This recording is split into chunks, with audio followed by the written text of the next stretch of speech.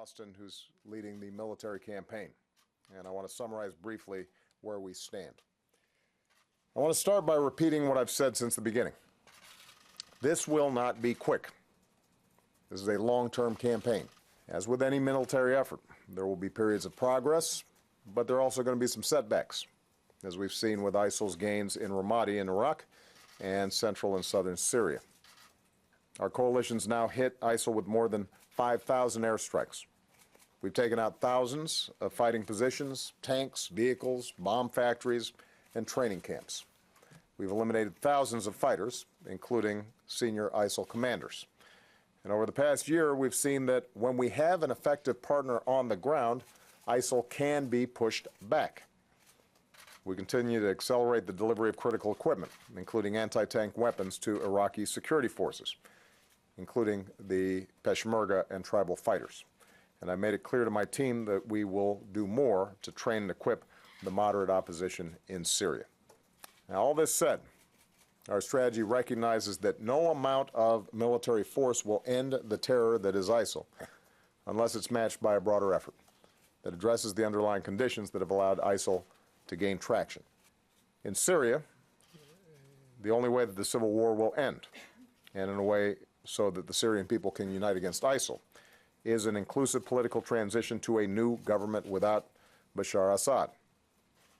While the focus of our discussions today was on Iraq and Syria, ISIL and its ideology also obviously pose a grave threat beyond the region.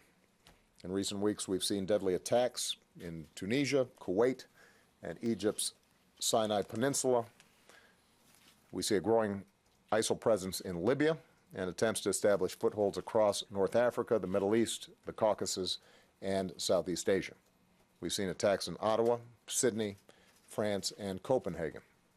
So I've called on the international community to unite against this scourge of violent extremism.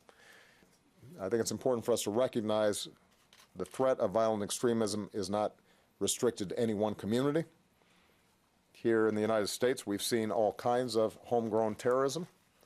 And tragically, recent history reminds us how even a single individual motivated by a hateful ideology with access to dangerous weapons can inflict horrendous harm on Americans. We also have to acknowledge that ISIL has been particularly effective at reaching out to and recruiting vulnerable people around the world, including here in the United States. And they are targeting Muslim communities around the world.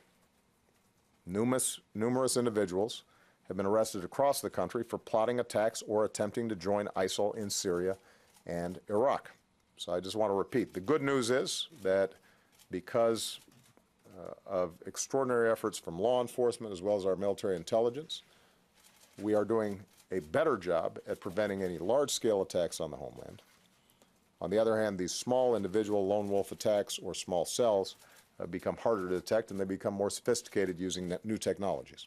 And that means that we're going to have to pick up our game to prevent these attacks.